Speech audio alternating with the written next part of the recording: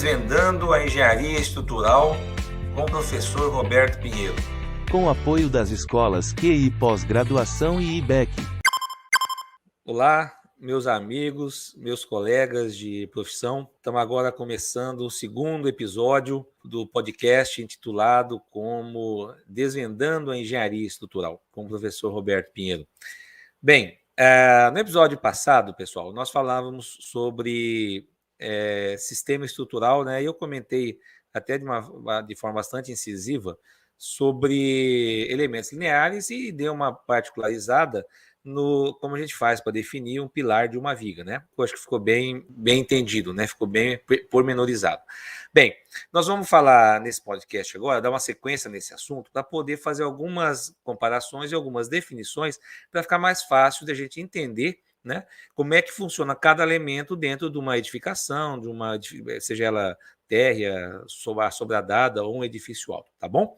Bem, nós vamos hoje falar um pouquinho mais de elementos lineares, mas agora, como é que esses elementos lineares podem compor outros tipos de estruturas? Por exemplo, quero comentar com vocês sobre grelha, sobre pórtico e sobre treliça, estruturas treliçadas, né? São todas estruturas planas, são estruturas compostas por dois ou mais elementos lineares, né? Formando a grelha, formando o pórtico, formando a treliça. São estruturas, a gente chama essas estruturas como estruturas reticuladas. Por quê? Porque são elementos lineares unidos em suas extremidades, né? Essa união na extremidade pode transmitir de um elemento para o outro só esforço normal, ou cortante normal em momento, fletor em momento torsor. Aí depende do tipo de estrutura e da direção do carregamento que nós vamos ter. É isso que eu quero comentar com vocês, tá bom? Para deixar isso bem explícito, para que daqui por diante vocês não tenham mais dúvida quando é que eu tenho um pórtico, quando é que eu tenho uma grelha e quando é que eu entendo essa estrutura como uma estrutura treliçada ou simplesmente treliça, né?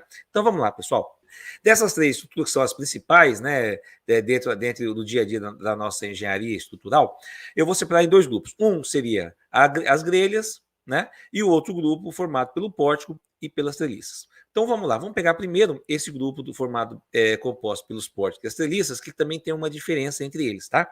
Então vejamos, pessoal, quando tem uma estrutura reticulada, para definir o que é um pórtico e uma treliça, a primeira coisa que eu tenho que enxergar entender se o meu plano de carregamento está contido no plano médio dessa estrutura. Vamos imaginar um pórtico. Então, um pórtico plano, né?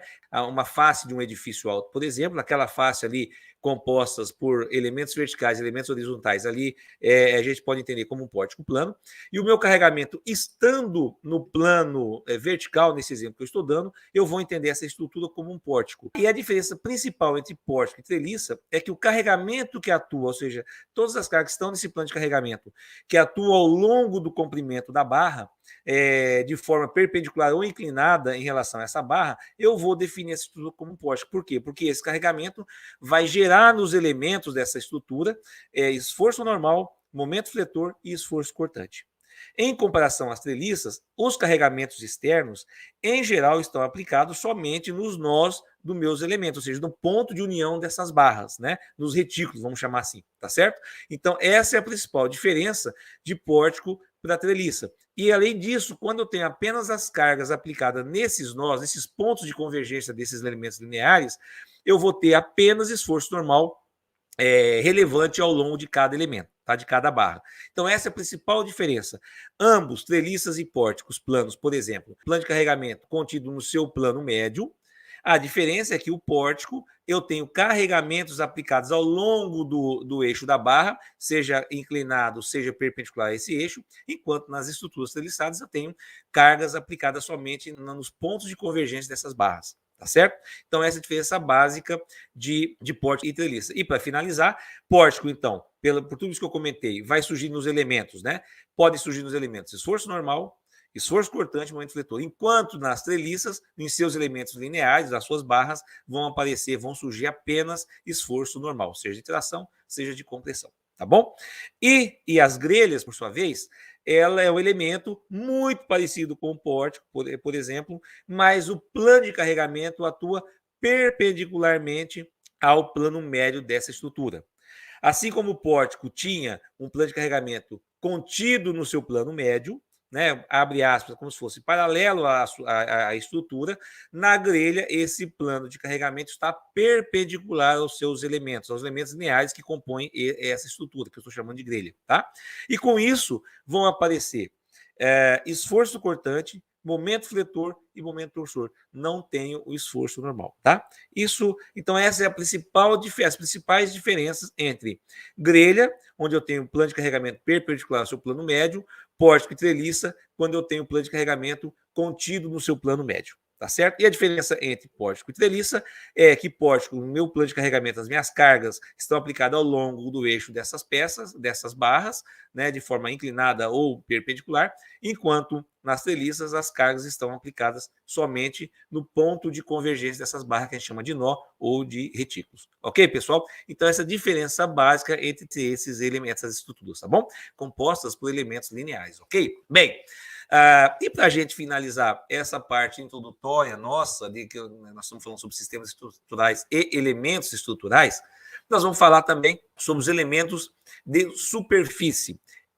Mas nós vamos nos ater apenas nos elementos planos, tá? E dentre esses elementos planos, os dois mais relevantes que a gente utiliza com frequência dentro da engenharia estrutural são as placas e as chapas. Qual é a grande diferença entre esses dois elementos? Ambos têm duas dimensões com a mesma ordem de grandeza e a terceira, que a gente chama de espessura, muito menor do que as outras duas, ok? Então, geometricamente falando, os elementos são similares, tá bom?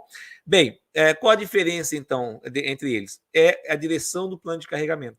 Quando eu tenho um plano de carregamento atuando perpendicular ao plano médio desse elemento de superfície, eu vou definir esse elemento como placa. E a esse elemento nesse elemento atua o esforço cortante, momento fletor e também pode ter momento torsor. Quando eu tenho um plano de carregamento contido no plano médio desse elemento, né, eu vou ter, principalmente nesse elemento, esforço de compressão ou esforço de tração. Tá? E a esse elemento que eu chamo de placa, que é quando o meu carregamento está perpendicular ao plano médio, eu tenho, na prática, um elemento muito comum nas nossas construções, que são as lajes de concreto armado, por exemplo. Tá?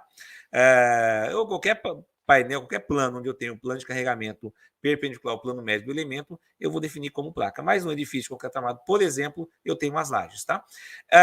Enquanto as chapas, eu vou encontrar em dois elementos não tão comum, mas também bastante empregado, que são as alvenarias estruturais, né? Que são, eu tenho um elemento, em geral, na vertical, com o plano de carregamento atuando no plano médio, né? Ao longo do plano médio desse elemento. E também eu posso entender como uma chapa o pilar parede, que eu tenho uma preponderância aí de carregamento gerando compressão do elemento, ou seja, o meu plano de carregamento está contido no plano médio desse elemento também. Tá? Então, para resumir, sobre elementos de superfície, tenho as placas, quando o carregamento ocorre perpendicular ao seu plano médio, gerando momento fletor, momento torsor e esforço cortante.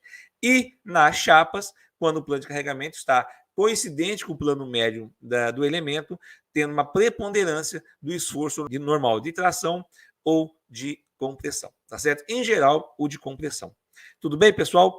Então, nesse podcast é o segundo episódio nosso. Eu gostaria de me ater a este assunto, a gente encerrar esse assunto introdutório.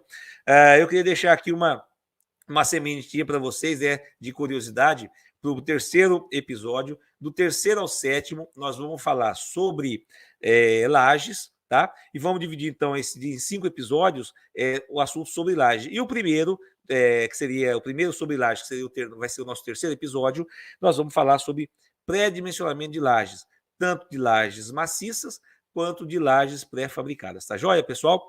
Então, eu queria deixar aqui um grande abraço a todos e obrigado mais uma vez pela audiência de vocês. Tudo bem? Um grande abraço a todos.